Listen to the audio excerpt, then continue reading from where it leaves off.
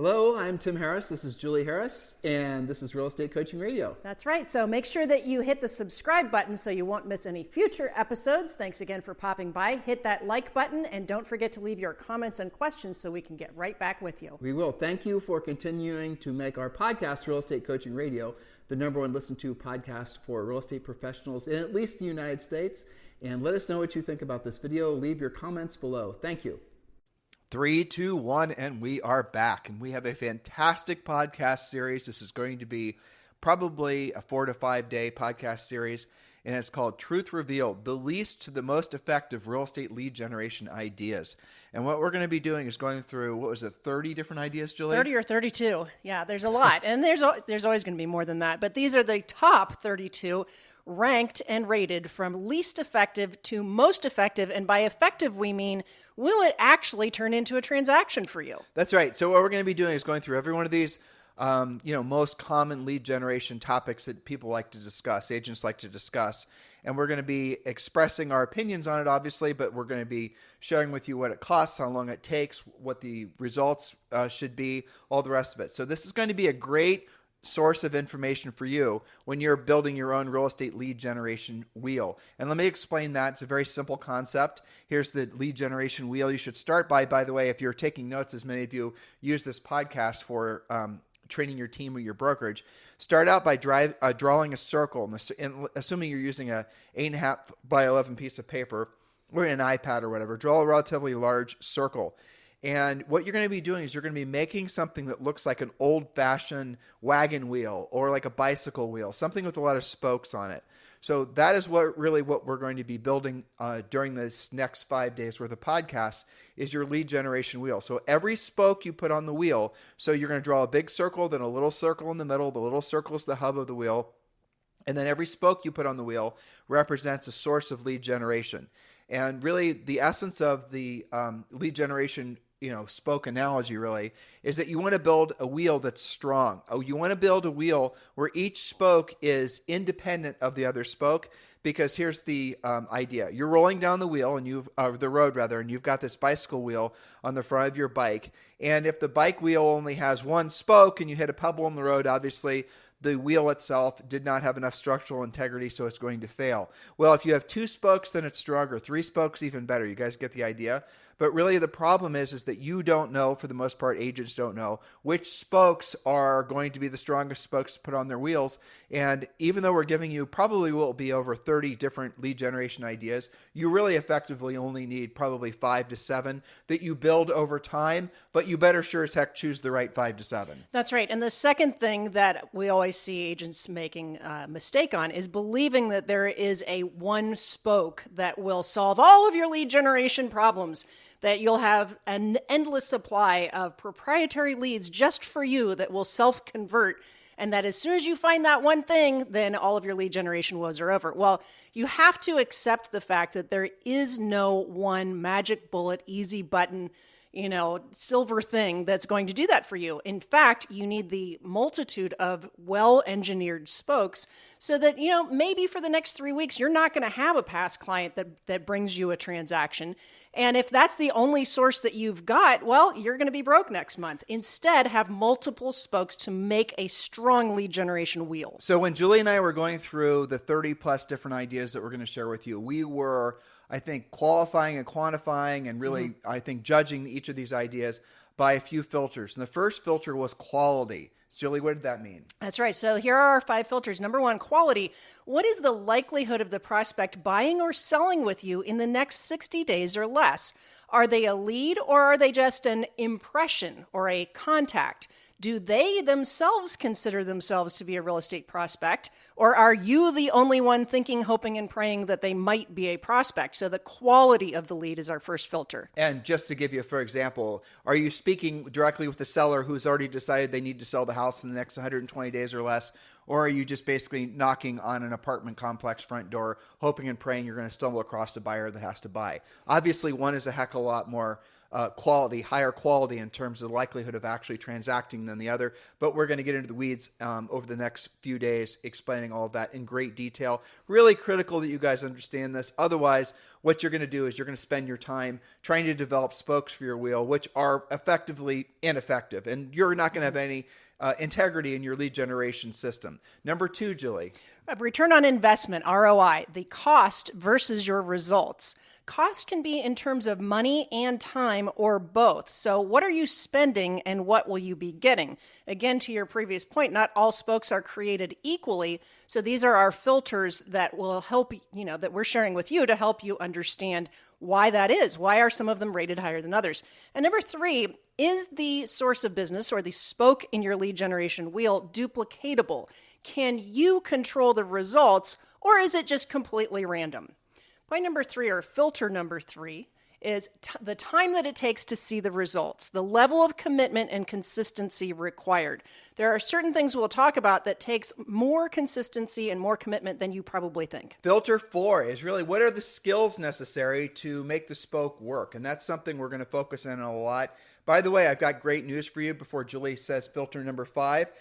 The things that work the best, and you're going to be learning about these on day number 5, are the things that cost you the least in terms of actual money.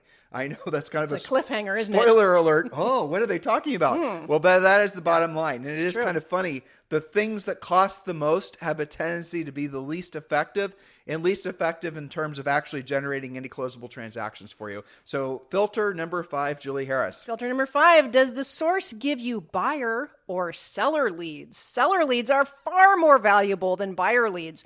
We have done many dedicated podcasts on the value of seller leads, of listings versus buyers. And I'm sure that's going to come up repetitively in our presentation here. Now, please forgive us as we're going through these points. We're only going to give you an overview of these points. And if you want a lot more drill down information, obviously your next move is going to be join Premier Coaching. There's a link in the show description where you can just click and join right now for free, or you can just text the word Premier to 47372. And when you do, you're going to get instant access to the first level Premier Coaching 100% for free. And yes, that does include a daily semi-private coaching call. So do the smart thing now and text the word Premier to 47372, or you can, of course, just go to premiercoaching.com. All right, here we go. Now we're going to go from the least effective to the most, and we are very tempted to do it the opposite direction, but we're going to do it because it was actually a hell of a lot harder to do it this way. Right? Because Julie, us quite a bit of time. Well, it's because many of these things we know are, without. Well, they're tempting, but they're not necessarily effective. Yeah, but some of these things we're going to be getting to, especially today and tomorrow, are the least effective things, but the things that unfortunately agents think are the most effective. And so as we go through some of these points, we're going to give you the real drill down, no bullshit reason why these are the least effective. It's going to be up to you to really use your own brain to think about why we're saying what we're saying. And I think it's going to become very self-evident that really at the end of the day, the most distance between you and the decision-making consumer, in terms of the most steps or time necessary or even skill necessary, oftentimes will result in you having essentially no results. So as we're going through these points, I want you to really think about what we're talking about, and we'll backfill. But again, we've only got you guys for 20 or 30 minutes today, so we're going to go through these points as much as we can. If you want more drill down information, you want to create your own lead generation wheel with a coach, obviously, just join Premier Coaching. Text the word Premier to 47372, or just go to premiercoaching.com. All right, Julie, point number 31, the least effective source of lead generation in 2023 and probably forever going forward. Indeed. And this may surprise some of you. The least effective, number 31, the very bottom of the list. That's right, distressed property. Otherwise known as 3 categories, going to distressed, notice of default, short sales, and REOs. It is currently ineffective simply because there is very little of this opportunity. Coaches call this fishing in a lake with no fish. Currently, less than 1% of mortgages, and I re-researched that this morning just to make absolutely certain, fewer than 1% of mortgages are distressed, keeping in mind that only 50% of homeowners even have a mortgage. So if you don't have a mortgage, you can't be distressed, can you? We'll drill down on that. So of all the homes in the United States, 50% are owned with no mortgage. The other 50% that have a mortgage have on average 50% or something like that equity in their homes. So I want you, again, use your own brains. This is completely 100% different than it was back during 2007, 2008, 2009. Julie and I were coaching then. We were training agents how to do distressed real estate then. So trust me when I tell you we have nothing against distressed property. We just want you to know not to waste your time in 99% of the markets around the country trying to pursue it. We've seen a lot of people bubble up, and real estate people are trying to sell you guys the idea that there's going to be a big tsunami of distressed real estate. For someone to say that, they either have to be blissfully ignorant or just straight up lying to you about what's actually happening in the market. Now, you can do your own research. There are a few markets or segments of markets that do have a bit more distressed opportunity, but even then it's going to be a micro percentage. Now, I made a note here. Sometimes, and I see this from our coaches, I see this on what you guys post for your coaching sessions, sometimes you'll have a buyer prospect that will ask you to find them a foreclosure or to look for distressed property for them. You have to ask why. You've got to dig deeper. Are they just looking for a deal? Probably they are. The only percent of homeowners that have any likelihood of, assuming they didn't do some sort of big refinance to pull their equity out, are going to be people that bought in the first 6 months of 2022. Those are the people that are most likely going to be even with their mortgage. In other words, if they were to sell, they'd probably lose money. But I'll tell you what the cure for that is.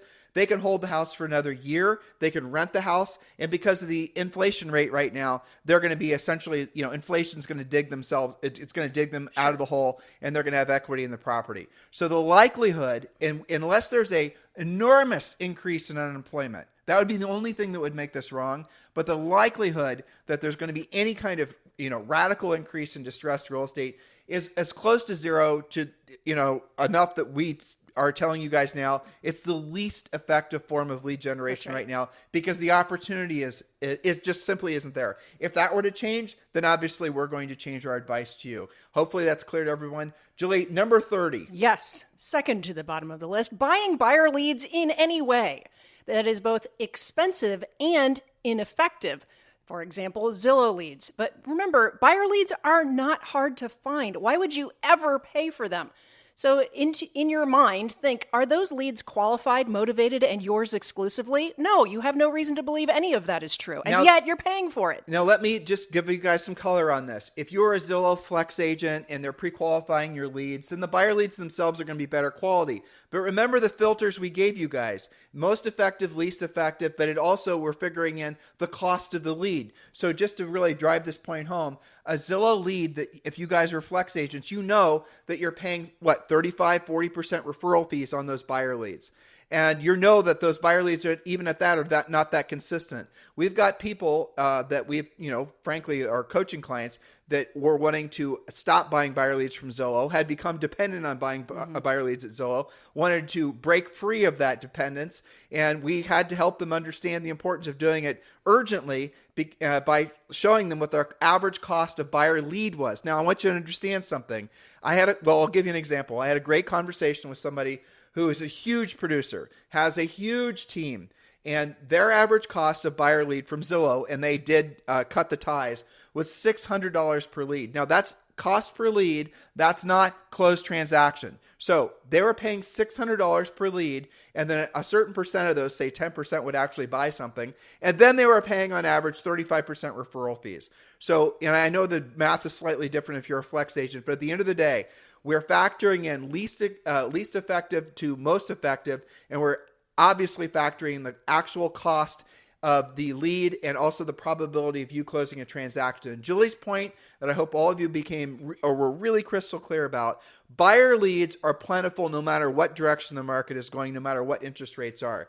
Those of you who have only been in the business for 15 years or less, you actually think buyer leads are hard to get because you have not had the opportunity to be listing agents because listings have sold so fast, especially in the last 5 or 6 years. So here's a little secret for you. The reason Zillow and all these other portals are able to essentially generate buyer leads and then sell those buyer leads back to you is because people go there looking for homes. If you have your own inventory of listings, which is, by the way, where we're going, this whole week's worth of presentation, when you learn to be a powerful listing agent and you have your own listings and you then can essentially form your own mini Zillow and generate your own buyer leads, you are free. You've now built a real scalable business because you now are a listing agent. So I get it. Look, in the last 15 years, especially in the last 5, it was hard to really generate very many leads off your listings because they sold so fast. Not true now. That's the blessing of a shifting market. Point number 29, Julie. Point number 29 is kind of laughable and stand on its own. But number 29, billboards, bus benches, grocery cart advertisements, and you heard it, urinal cakes. You That's actually a thing. put urinal cakes in our, well, you're now going to have to explain what a urinal cake is. Yeah, well, there are people who will try and sell you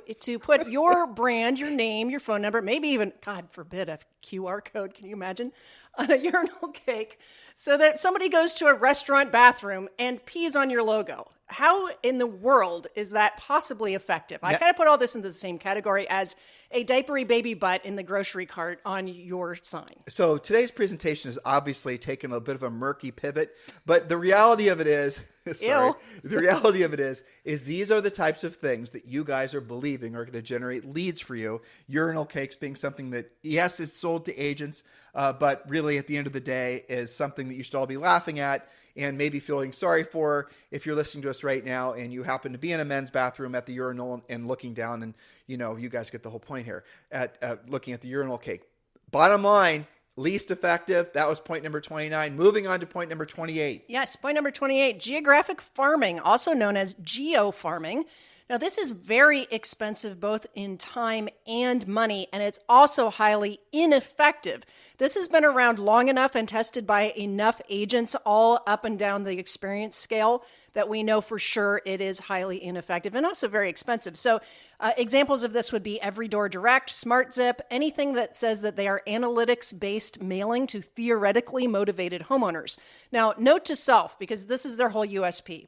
Just because someone has lived there for 25 years in the house and it's paid off does not automatically mean that they are ready to sell. Could they even buy the home that they're already in today's prices? So the analytics, although it's kind of compelling at first blush, it really doesn't make that much sense. You might as well be doing cold everything at that point. Well, so again, understand that Julie is now obviously focusing in on geo-farming, and that's where you guys are paying just to direct mail to the people in a particular geographic area that some sort of fancy AI algorithm has decided are going to be the most likely to sell. Well, in that same bucket of really ineffective is going to be overall farming. And farming is the same idea. You're just mailing out postcards to the same people every single month or whatever, hoping that they're going to change their mind. That's, again, something that's been tried and tested over the ages. Now, I will give you an example where it does work, just so we're covering our bases.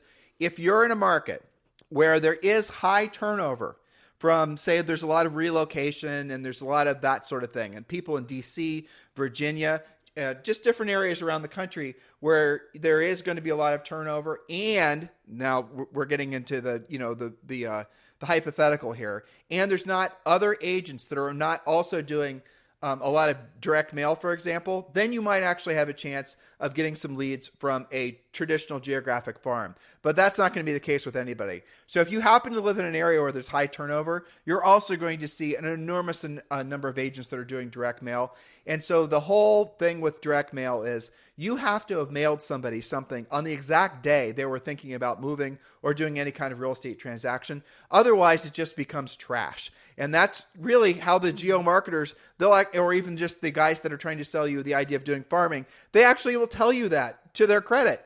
They'll say your whole mission is to mail out a bunch of things to a bunch of people that aren't interested in doing business with you, that hopefully one day you're going to, the luck of the draw. Basically. Exactly. They actually joke about it. They call it the spray and pray. I don't know if you've heard that before. Yeah, spray the neighborhood with all of your stuff and pray that somebody's ready to move today. Not exactly a great plan. But again, going back to our filters, I want you to think about that. You can mail out, again, this is going back to, and the farming idea has been around forever, like since the 1950s, by the way. But in a lot of brokerages, they would have so many agents, and they'd split an area, city up, and they'd say, Bob, this is your particular geographic boundary, and you're supposed to go in there and mail them things. And that's where all this comes from. Just sort of antiquated thinking, frankly. But really, at the end of the day, the whole geographic farming thing, when it doesn't work and you call the geographic farming or even the geo-farming place and complain that it isn't working, what they're going to do is tell you that you have not been doing it for long enough and you just need to spend more money. And over the last 20 years that Julie and I have been real estate coaches, that's one of the things that I find to be the most, honestly, it pisses me off. One of the things that really makes me the most really disenfranchised Sure. with a lot of the people selling stuff to real estate agents. It's just the bold-faced lie. Well, that's their objection handler. You have to spend more frequently, a larger number of pieces going out for more time. Exactly. And here you are, an agent who's struggling to make ends meet, who's being told to do the wrong thing and being told that the wrong thing might one day actually generate a transaction. All the while, they're spending all their money and they're spending all their time hoping and praying that this thing that really never works will one day work for them magically. And again, geographic farming in the right situation, in the right market, all these stars aligning actually can be effective, but the probability of it being effective based on our own coaching experience is so low that it actually won number 28 of the least effective things you can be doing. Moving on to 27. All right, this one's for you. Number 27, Facebook and or pay-per-click using Facebook. Can you speak to that a little bit? It's the same idea. You're essentially trying to market to people that are in your Facebook group, and you're hoping and praying that it's just like geographic farming online. That's the best way of describing what a lot of Facebook advertising is. And Facebook advertising was a huge trend probably about 5 or 6 years ago. Those of you that have been in the business long enough, you'll remember that. Oh, Facebook advertising, it's so cheap. You can actually, get an impression. Here, little advanced tip here. If anybody's trying to sell you off the idea that impressions are worth anything, you're very impressionable and you're going to be ripped off. So the only thing that really matters at the end of the day is actually a pre-qualified lead and a closed transaction. Which is not the same as an impression. Exactly. And that's, again, you can see how Facebook, with their Facebook advertising concept, they essentially borrowed a page from the geographic farming people. Geographic farming people, you mail out a bunch of these postcards, and over time you're going to happen to win the lottery. The neighbor on that particular day received your postcard, and they just happen to want to sell. And by the way, they didn't have another real estate agent. They don't know any other real estate agents. You guys get the very small likelihood of you getting anything from that. Well, generalized Facebook advertising is the same thing. Again, pay attention to these least effective things. What you're doing is you're casting a really, really big net, hoping and praying that you're going to catch a fish. And oh, by the way, if there's 1,000 other agents that are casting nets in the exact same area, I want you to think about the tiny probability of you actually generating a closed transaction off doing some of these, essentially big branding and marketing ideas. Point number 26 of the least effective things happens to be branding using social media platforms. Now, let's apply our filters. This is entertaining, sometimes creative, poses as work, but is generally ineffective. Now, these should be used, and we're talking about things like TikTok, Instagram, Facebook, etc. These platforms can be used in support of your core business, but absolutely not instead of, and should not be looked at as standalone lead generation machines. Now, here's a really, I'm going to do this last thing, Sure. and I want you to talk about this. Here's a major filter to look at this branding using social media platforms. Did somebody go there to, say, Facebook, Instagram, TikTok, to learn about real estate, or did they go there to watch cute kitten videos today? What was their actual intent when they went to that page? And that's, again, hopefully you are learning the things that work, the least effective, the things that take the most time and oftentimes the most amount of money are, these types of ideas, because conceptually you're now saying, hey, I'm in real estate. Here's a great tour of this new listing I have. And you're plastering it on your Facebook page, your TikTok page, or your whatever. And you're hoping one of the people that follows you is actually going to find wherever the heck it is that you're talking about interesting.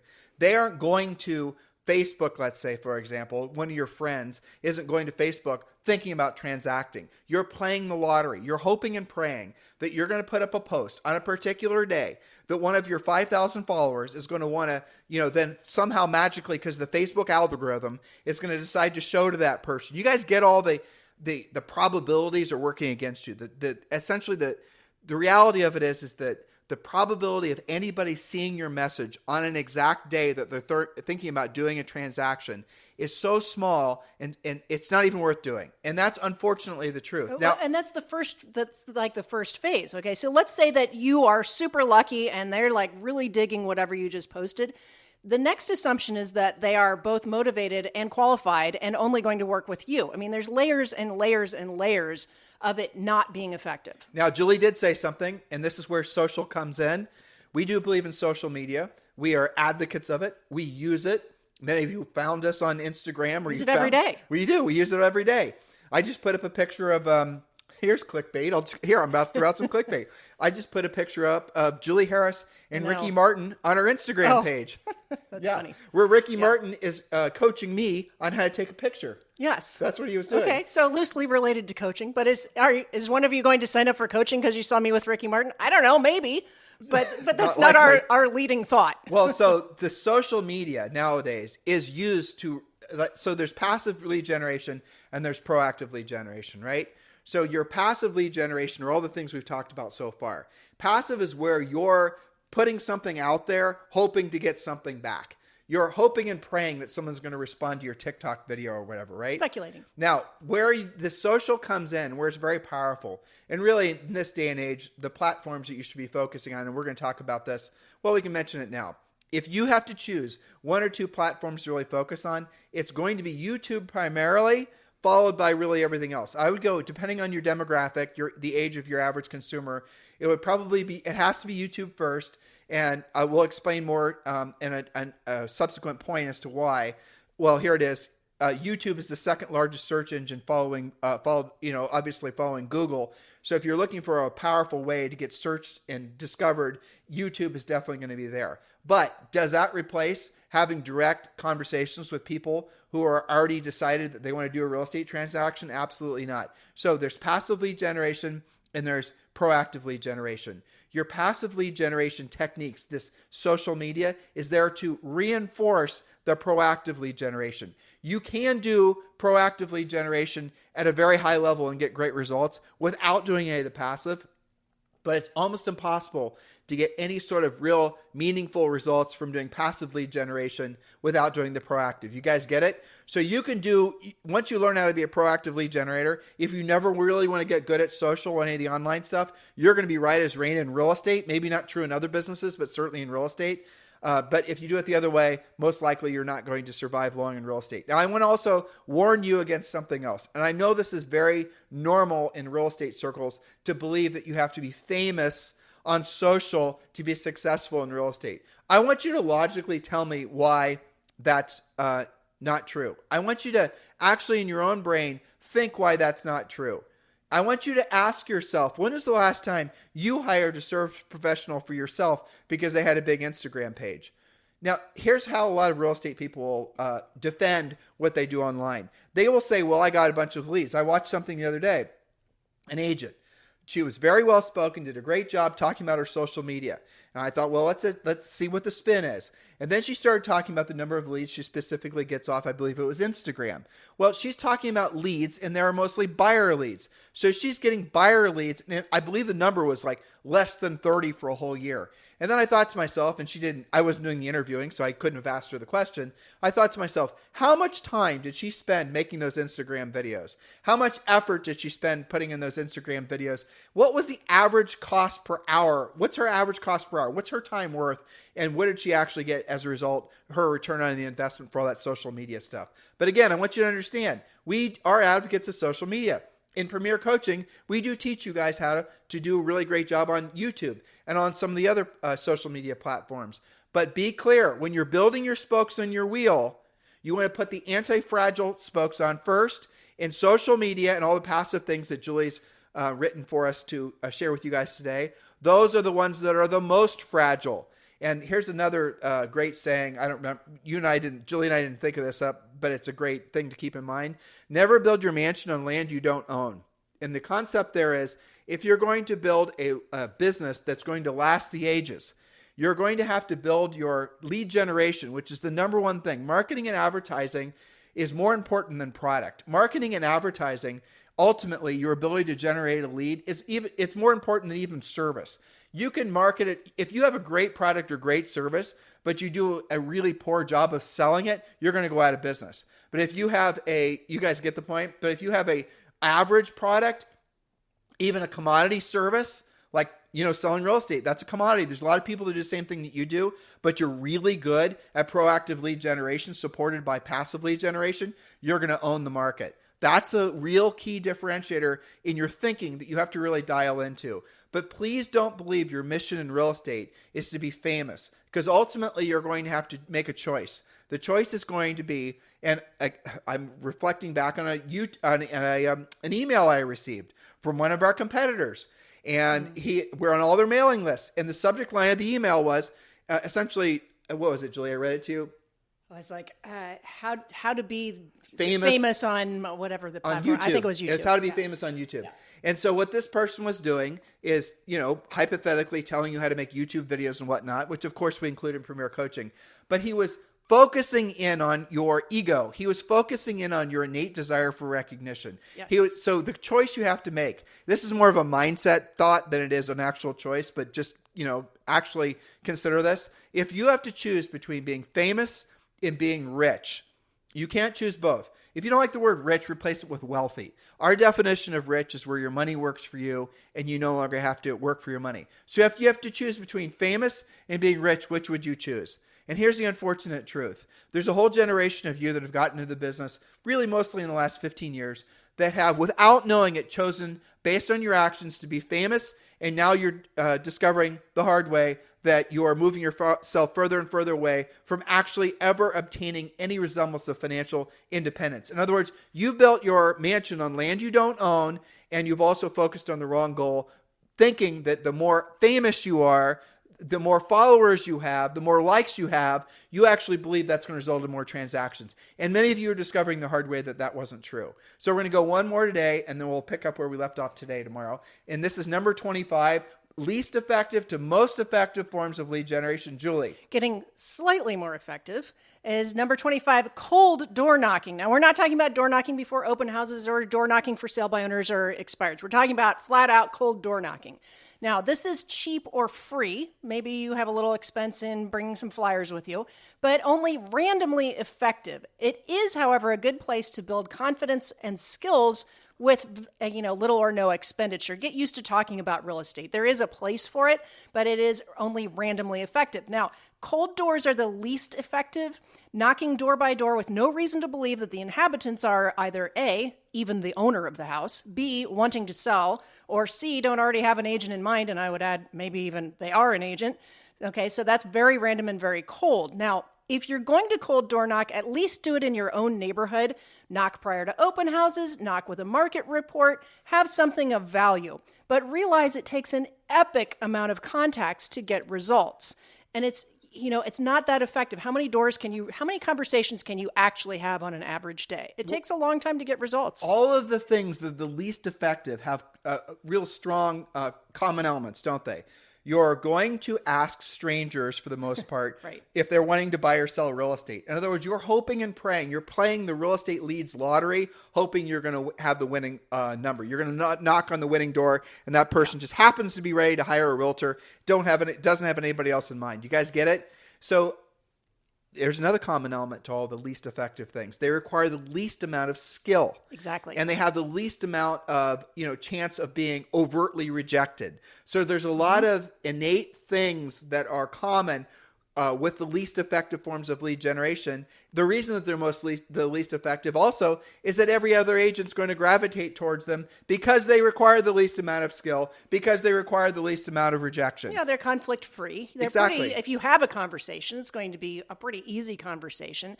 But remember our number one filter. Is it actually effective? Is this going to net you an actual transaction? That's right. And this is where agents get stuck in what we call contactitis. Well, I can make so many more contacts when I just go door knocking. Well, that's fine, and you're getting used to talking about real estate. That's kind of skill building. But ultimately, aren't you actually looking for a real closable transaction? Of course you are. The only reason that this is higher than the ones we previously presented is because at least door knocking, you don't have a lot of expense other than your time. Well, cold door knocking is also a good way. You said it perfectly. It's practice, but it's a great way for agents to get directly in front of people. Yes. And really, you're going to discover as we get into the rest of our list, as we move towards the most effective forms of lead generation, the more you directly contact and communicate person to person, voice to voice with humans, right? Yes. The more effective and the less expensive that lead source is. But here's the other magic in it. The less competition you're going to have. For sure. The things that are the least effective are the most, the least in it. I'm tripping over my own words, right? The things that are the least effective and most expensive also have the most competition because they require the least amount of skill. And as Julie said, they're the most passive. And they're most passive, right? So we're going to move on to point number 26 tomorrow. In the meantime, your homework from today is share this podcast with other folks. If you're listening to us over on YouTube, please do subscribe to the podcast. And remember, join Premier Coaching. It costs you nothing. Text the word Premier to 47372 or just go to Premier. What is it, Julie? PremierCoaching.com. Thank you. I was seeing if you were paying attention. Yeah. PremierCoaching.com. Remember, when texting, message, and data rates may apply. We're picking up with point number 24 tomorrow. Please do tune in. Hopefully you guys are going to love the next 5 or 6 points we share with you tomorrow as much as we loved thinking these through. Hey, I have a question for you. If you have any suggestions for podcast ideas, if you have any, if you want to debate the order in which we put some of these points, let's discuss it. Put it in the comments over on our YouTube page or Instagram, wherever. Let's get the conversation started. Let us know that we're communicating effectively our ideas so that you guys, frankly, can make this year and all the years that follow the most effective, most powerful, and most profitable years of your real estate career. We'll talk with you on the show tomorrow. Hello, thank you for having watched this video. Please remember to subscribe to our YouTube channel. That's right, and don't forget to hit that like button, leave your comments and questions below, and we will get right back with you. Thank you for watching this video, and remember to watch the next one. You're going to love that one. This podcast is a part of the C-Suite Radio Network. For more top business podcasts, visit c-suiteradio.com.